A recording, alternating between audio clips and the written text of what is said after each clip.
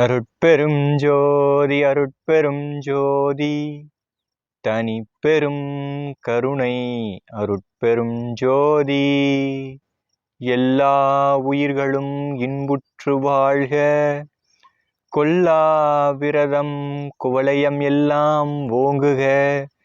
நல்லோர் நினைத்து நலம் பெறுக. நன்று நினைத்து எல்லோரும் வாழ்க இசைந்து. திருச்சிற்றம்பலம். நேற்று மரணமில்லா பெருவாழ்வை பற்றிய காணொளி பாகம் 1 பதிவிட்டிருந்தோம். அதனுடைய தொடர்ச்சியாக பாகம் 2 இந்த காணொளியிலிருந்து தொடர்கிறது. அன்பு உள்ளங்கள் தொடர்ந்து இந்த காணொளியை நீங்கள் பார்த்துட்டு வந்தீங்கன்னா உங்களுக்கு இதனுடைய உண்மை என்ன அப்படிங்கிறது புரியும். இந்த அடியனுக்கு கிடைத்த தனித்த விசாரத்தில் இருக்கக்கூடியதை தான் நான் இந்த காணொளி மூலிமா நான் பகிர்ந்துக்கிறேன். வள்ளலார் சொல்லுவார், சத்து விசாரம் பண்ணுங்க, பரோபகாரம் பண்ணுங்க அப்படின்னு சொல்லுவார். அதாவது கூடி மனமொத்த உறவோட விசாரம் பண்ணுங்க, அப்படி இல்லைன்னா தனித்தாவது நீங்கள் விசாரம் பண்ணுங்கன்னு சொல்லுவார். இது அடியனுக்கு கிடைத்த விசாரத்தில் கிடைத்த விஷயங்களை தான் நான் உங்ககிட்ட ஷேர் பண்ணிக்கிறேன். ஸோ அவங்கவுங்க தனித்த விசாரத்தை நீங்கள் விசாரம் பண்ணலாம், பகிர்ந்துக்கலாம். ஸோ முதல்ல நமக்கு சன்மார்க்க அன்பர்களுக்கு முதல்ல ஒற்றுமை வேணும். எல்லாரும் இந்த விசாரத்துக்கான ஒரு ஒற்றுமை வேணும்.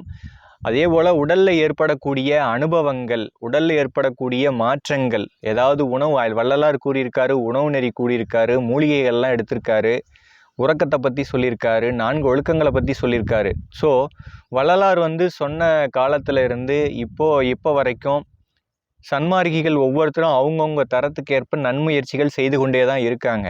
ஸோ அதில் நமக்கு கிடைத்த அனுபவங்கள் எல்லாம் கண்டிப்பாக பகிர்ந்துக்கணும். ஏன்னா வள்ளலார் தான் பெற்ற நிலையை முழுவதுமாக எல்லாமே தோத்திரமாகவும் உரைநடையாகவும் சொல்லிட்டாரு. ஸோ நீங்கள் மூடி மறைச்சி வைக்கணும் அப்படிங்கிறது ஒன்றும் இல்லை. மனமொத்த உறவோட விசாரம் பண்ணுங்க, அப்படி இல்லைன்னா நீங்கள் தனித்து பண்ணுங்க அப்படின்னு சொல்லியிருக்காரு.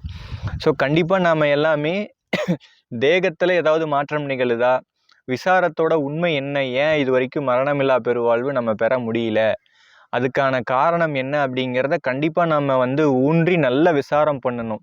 அப்போ விசாரம் பண்ணும்போது ஒவ்வொருத்தரும் பகிரும்போது தான் சில உண்மைகள் நமக்கு தெரிய வரும். அப்போ தான் நமக்கு அடுத்தடுத்த நிலைகள் நம்ம என்ன தவறு செய்கிறோம், அதிலிருந்து நம்ம மேல்நிலை எப்படி நம்ம மேலே ஏறுறது, வள்ளலார் எப்படி கூறியிருக்காரு, அதன் வழியில் நம்ம நின்று மேலே ஏறுறது என்ன, எதன் அடிப்படையில் வள்ளலார் கூறியிருக்காருன்னு ஒவ்வொரு விஷயமும் விசாரம் பண்ணணும்.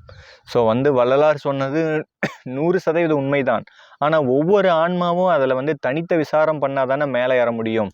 ஸோ உடனே மரணமில்லா பெருவாழ்வுங்கிறது போன உடனே காய்கறியில் சந்தையில் போய் காய்கறி வாங்கிட்டு வர மாதிரி நம்ம மரணமில்லா பெருவாழ்வை பெற்ற முடியாது.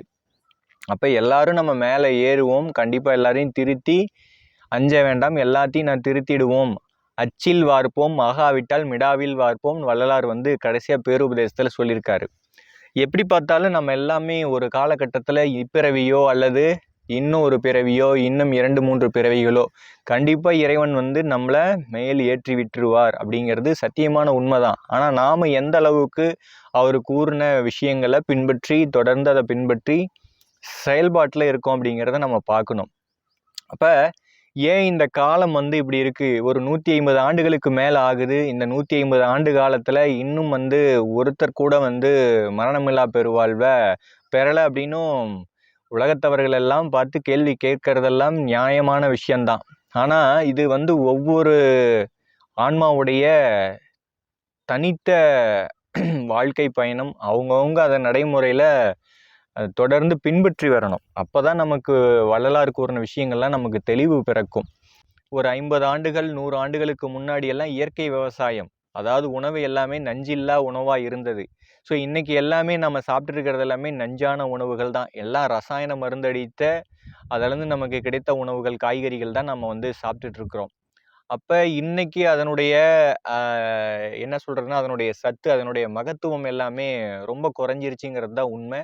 அதே போல் இன்னைக்கு இருக்கக்கூடிய காலகட்டத்தில் ஒரு மனிதனுடைய சராசரி வாழ்வுங்கிறது ரொம்ப ரொம்ப குறைஞ்சிட்டே வருது. 50 ஆண்டு 60 ஆண்டுகளாக அப்படியே படிப்படியாக பெரியவர்கள் காலத்தில், அதாவது என்னுடைய தாத்தா காலத்தில் ஒரு 83 வயதில் மரணம் அடைஞ்சார். அப்போ அவங்களோட அப்பா 90-100 ஆண்டுகளில் மரணம் எட்டியிருப்பாங்க. அப்போ இப்போ பெரியோர்கள் காலத்தில் ஏன் அப்படி இருந்தாங்க அப்படின்னு கேட்டிங்கன்னா, அவங்க காட்டிலேயே, அதாவது அன்னைக்கு வந்து பெரியவங்க இருந்தது எல்லாமே முழுக்க முழுக்க நிலப்பரப்பு காடு சார்ந்த இடமா இருந்தது. அன்னைக்கு மக்கள் தொகையும் இந்த அளவுக்கு இல்லை. அன்னைக்கு இப்போ இருக்கக்கூடிய விஞ்ஞானமோ வண்டி வாகனமோ அதிகமாக கிடையாது. ஸோ அன்னைக்கு இன்னைக்கு இருக்கக்கூடிய உலகியல் வந்து ரொம்ப வேகமாக பயணிக்கிற ஒரு காலம் வந்து அவங்க காலத்தில் இல்லை. அப்போ என்னன்னா, அவங்க ஒரு இயற்கை வாழ்வியலை, ஒரு மரபு வாழ்க்கையை ஒரு இயற்கை உண்மை வாழ்க்கையை ஆரோக்கியமாக வாழ்ந்தாங்க. அதனால தான் அவங்களுக்கு ஆயுள் அதிகமாக இருந்தது. அவங்களுக்கு அதிகமான சிந்தனைகள் கிடையாது, அதிகமான பயணம் கிடையாது, வெளிப்பயணம் அதிகமாக கிடையாது. அவங்களுடைய உணவு தேவைக்கு காடு கரையிலேயே காடு இருக்குது, நீர் இருக்குது, கிணறு இருக்குது, தண்ணியை வந்து இறைச்சி அவங்க விவசாயம் பண்ணிக்கிட்டாங்க, தானியங்களை ஆரோக்கியமாக சாப்பிட்டாங்க. இரவு மாலையெல்லாம் வந்து 7 மணிக்கெல்லாம் உணவு எடுத்துக்கிட்டு சீக்கிரமாக உறங்கிடுவாங்க. அதிகாலையில் ரொம்ப நேரமாக எந்திரிச்சிருவாங்க. அவங்களுடைய ரொம்ப ரொம்ப ரொம்ப ப்ளஸ் பாயிண்ட் என்னன்னு கேட்டிங்கன்னா, அதிகாலையில் ரொம்ப நேரமாக எந்திரிச்சிருவாங்க. 3 மணி 4 மணி, அதிகபட்சம் 3 மணிக்கெல்லாம் எந்திரிச்சிருவாங்க.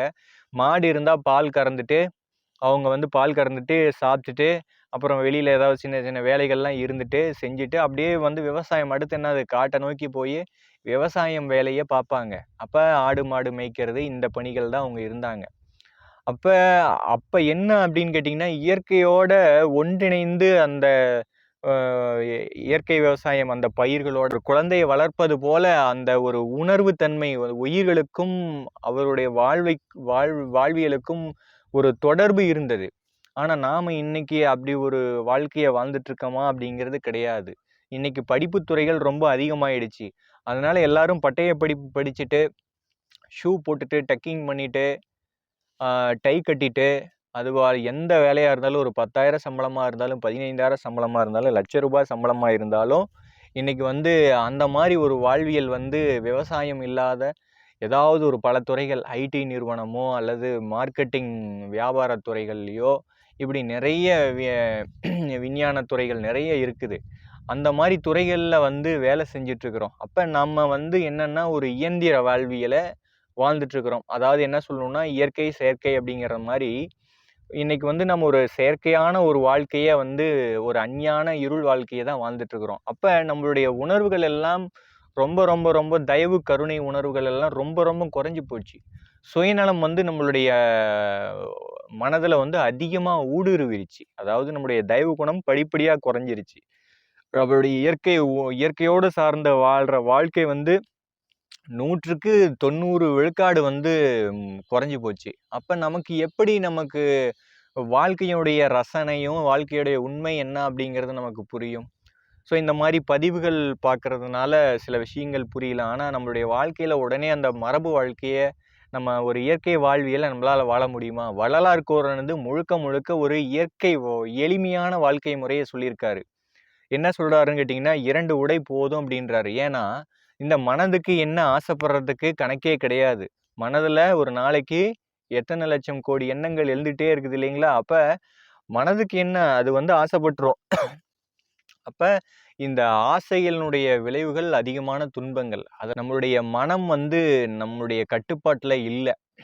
அதனால் வந்து அன்னைக்கு எல்லாமே இயற்கை வாழ்வியலை ஒரு எளிமையான வாழ்க்கையில் பெரியோர்கள் காலத்திலலாம் ரொம்ப ஆடைகள்லாம் அந்த காலத்தில் அதிகமாக வாங்க மாட்டாங்க. உணவு தேவை கூட அவங்க காட்டில் இருக்கக்கூடிய தானியங்களோ அரிசிகளோ பயிரிட்டு அவங்க உணவு தேவையை எடுத்துக்கிட்டாங்க. ஓலை குடிசையில் தென்னங்கீத்து குடிசையில் தான் அவங்க வாழ்ந்தாங்க. மண் செவரில் வாழ்ந்தாங்க, ஓட்டு வீட்டில் வாழ்ந்தாங்க. அப்போது ஒரு இயற்கையான வாழ்வியலை வாழ்ந்தாங்க. அன்னைக்கு மக்கள் தொகையும் இந்த அளவுக்கு இல்லை. இன்னைக்கு இருக்கக்கூடிய பொல்யூஷனும் அன்னைக்கு இல்லை. இன்னைக்கு இருக்கக்கூடிய வேகமாக ஓடிட்டு இருக்கக்கூடிய ஒரு விஞ்ஞான உலகம்.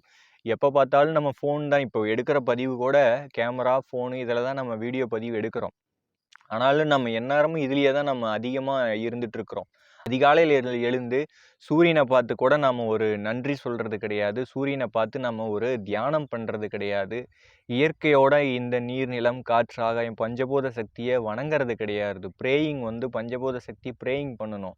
பிற உயிர்களுக்காக நம்ம எப்போதுமே ப்ரேயிங் பண்ணணும். மிக எளிமையான வாழ்க்கையை சொல்கிறாரு. எளிமையான வாழ்க்கை தான் வளமையான வாழ்க்கை. அப்போ நம்மளோட வந்து வீட்டில் சுப விசேஷங்கள் நடக்குது, கோயில் திருவிழா நடக்குதுன்னா இதெல்லாம் வந்து பொருட்செலவுகள்லாம் வேண்டாம், அதிகமாக செய்யாதீங்க என்றார். அதாவது ஒரு கச்சேரி, இசை கச்சேரியோ, மேலதாளங்களோ, வான வேடிக்கை, பட்டாசு வெடிக்கிறதோ, இந்த மாதிரி அதிகமான சாஸ்திர சடங்குகளினுடைய அடிப்படையில் அதிகமாக செலவு செய்யாதீங்க அப்படின்றாரு. உடைகள் அதிகமாக எடுக்காதீங்க அப்படின்றாரு. அப்ப என்னன்னு கேட்டீங்கன்னா, இப்ப நீங்க எந்த நீங்க ஒரு ஒரு விசேஷம் வந்து ரொம்ப கிராண்டா ரொம்ப பொருட்செலவு அதிகமா செய்யணும் அப்படின்னாலும், அதுக்கு நிதி தேவைப்படுது. அப்ப அதுக்கு நிதி தேவைப்படுதுன்னா, உழைப்பு அதிகமா தேவைப்படுது. அப்படி இல்லன்னா யார்ட்டயாவது கடன் வாங்க தோணும். அப்ப கடன் வாங்குனா நம்ம கட்டணும். அதுல எவ்வளோ மன அழுத்தம் ஏற்படும். உடல் உழைப்பு அதிகமா குடுக்கக்கூடாதுன்னு வள்ளலார் அவர்கள் சொல்றாரு. இயற்கை வாழ்வியலுங்க. இந்த ஒரு மரம் வந்து வளருது அப்படின்னா, இந்த ஒரு அரச மரம், ஒரு ஆலமரம், சுற்றி இருக்கக்கூடிய செடி, தாவரங்கள் எல்லாம் பாருங்க. அது வந்து வளர்ந்ததுலேருந்து விதை வந்து வளர்ந்ததுலேருந்து அது பாட்டுக்கு ஒரே இடத்துல இருந்து வளர்ந்துட்டே இருக்குது. அதுபோல மனிதன் வந்து ஒரு வாழ்வியல் வந்து இயற்கை வாழ்வியலோட எளிமையா இருக்கணும். பறவைகளோ, விலங்குகளோ, மற்ற உயிரினங்களோ பாருங்க. அதனுடைய உணவு தேவைக்கு மட்டும்தான் அது பயணம் செய்து அதனுடைய உணவு தேவைய சேகரிச்சுக்குது. அதனுடைய இருப்பிடத்த அது ஏற்பாடு செஞ்சுக்குது. அவ்வளோதான். மத்தபடி ஒரு எளிமையான வாழ்க்கை தான் வாழுது. மனிதனுக்கும் அதேதாங்க. ஒரு எளிமையான வாழ்க்கை. ஆனா, அந்த எளிமையான வாழ்க்கை வந்து ஒரு இயற்கை மெய்ஞான வாழ்க்கையா இருக்கணும். அப்ப அவங்க சொல்றது எல்லாமே வந்து இயற்கையோட ஒன்றிணைந்து, அந்த ஒரு ஒழுக்க உணர்வோட, உயிர் கருணையோட, இந்த பூமியில இருக்கக்கூடிய மரம், செடி, கொடி, தாவரம், மலைகளா இருக்கட்டும், கல், மண்ணா இருக்கட்டும், எதுவா இருந்தாலும் எல்லாமே வந்து உயிர் பொருள் தான்.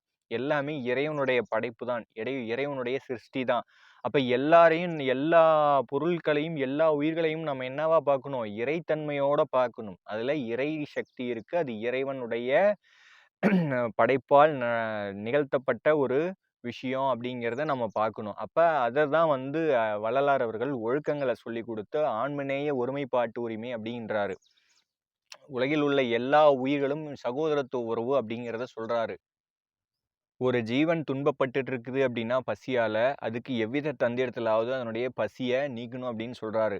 நம்ம கிட்ட நிதி இருந்தா நாம வந்து அதுக்கு உணவு வாங்கி கொடுக்கலாம். அப்படி இல்லன்னா யாரோ ஒருத்தர் மூலியமா சொல்லியாவது உங்களுடைய பசிய தீர்க்கலாம். அப்படி இல்லன்னா இறைவனிடம் பிரார்த்தனை வைக்கலாம். இந்த உயிருக்கு எப்படியாவது உணவு கிடைக்கணும் அப்படின்னு சொல்லிட்டு. நோய் பிணியால இருக்கிறவங்களுக்கு நோய் பிணி தீர்றதுக்கான உதவிகள நம்ம செய்யலாம். அதேபோல ஒரு ஒரு இல்லறத்துல இருக்கிறவங்க யாரா இருந்தாலும் சரி, நம்மளுடைய நண்பர்களோ, நமக்கு தெரிந்தவர்களோ ஒரு கஷ்டமான சூழ்நிலையில இருக்காங்க.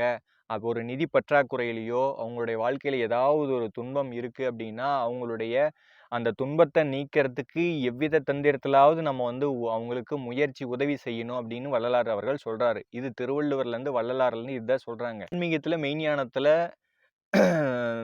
மேல்நிலை ஏற்றுவதற்கு முன்ன எதுவும் சாதனமா இருக்குதுன்னு கேட்டிங்கன்னா, கருணை தாங்க. உயிர் கருணை தாங்க முதல் சாதனம். அப்ப நாம வந்து சுவாச பயிற்சியோ, அதுவோ தனித்து நாம வந்து முயற்சி செய்ய வேண்டியதில்ல. குண்டலினி சக்தி, அதாவது விந்து சக்திய மேல ஏத்தணும் அப்படிங்கிறதெல்லாம் ஒண்ணும் கிடையாது. உயிர் கருணையோட வள்ளலார் கூறிய உணவு நெறியின் அடிப்படையில, உயிர் கருணையோட ஆணவமற்று, அதாவது யான் எனது என்னும் செருக்கு ஆணவமற்று எப்போதுமே பரவிசாரத்தோட இருந்து கொண்டு, எப்போதும் உலக உயிர்களுக்காக பிரார்த்தனை வைத்துக்கொண்டு, தன்னுடைய சிற்றறிவு என்ன, இந்த உலகில் உள்ள எல்லா உயிர்களையும் படைத்து, காத்து, அழித்து, எல்லா உயிர்களுக்கும் பசிப்பினி ஆற்றி, எல்லா உயிர்களையும் வாழ வைத்து கொண்டிருக்கின்ற அந்த இறைவனுடைய பேரறிவும், பெருங்குணமும் என்ன அப்படிங்கிறத நாம விசாரம் செஞ்சு நம்மளுடைய சிற்றறிவு, சிறு குணங்களை எல்லாம் நீக்கி இறைவனுடைய அந்த பெரும் குணம், பேரறிவை நோக்கி நாம மேல்நிலைக்கு ஏற்றிக்கணும். நம்மளுடைய ஆன்ம தரத்தை மேலே ஏற்றிக்கணும். அப்ப இந்த உணவு நெறி, இந்த ஒழுக்கம், இறைவனுடைய விசாரம், உயிர் கருணையோட நாம பயணம் செய்யும்போது கண்டிப்பா நமக்கு எப்போதுமே சுத்த உஷ்ணம் உண்டாயிட்டே இருக்கும். இந்த சுத்த உஷ்ணம் உண்டாக நம்மளுடைய உடல்ல இருக்கக்கூடிய செல்கள், அதாவது தத்துவங்கள் எல்லாமே கடந்து செல்கள் எல்லாம் என்ன ஆகும்னா சுத்த நிலை, அதாவது பொன்னுடலாகும். அதாவது செல்கள் எல்லாம் என்னன்னா பொன் செல்கள் ஆகும், தங்க செல்கள் ஆகும், அழியாத செல்வ நிலைக்கு ஆகும். அதாவது பொன்னார் மேனியன் பொன்னுடல் அப்படின்னு சொல்லுவாங்க இல்லைங்களா? சிதம்பரம் நடராஜர் இருப்பார் இல்லைங்களா? பொன்னம்பலவாணர் அப்படின்னு சொல்லுவாங்களே, அப்ப அந்த ஒரு உடல் நமக்கு கிடைக்கும். உடலை வந்து வேதியியல் மாற்றம், அதாவது ரசவாதம்னு சொல்லுவாங்க இல்லைங்களா? தங்க ரசவாதம். அந்த ரசவாதம் வந்து நம்மளுடைய தேகத்துல நடக்கும். இது வந்து எதுல நடக்குதுன்னா சுத்த உஷ்ணத்தால தான் நடக்கும். இந்த சுத்த உஷ்ணம் எதனால நமக்கு கிடைக்குதுன்னா, ஆன்ம நேய ஒருமைப்பாட்டுரிமை, உயிர் கருணை. நமக்கு முன் இருக்கக்கூடிய சாதனம் கருணை, தயவு, இரக்கம்ங்கிற இந்த கருணை என்கின்ற அந்த உணர்வு நெறிதான் நமக்கு முதல் சாதனமா இருக்கு. அப்ப இந்த முதல் சாதனத்தை பயன்படுத்தி தான், இதை பின்பற்றி தான் எல்லாரும் மேலே ஏறணும் அப்படிங்கிறத வள்ளலார் சொல்றாரு.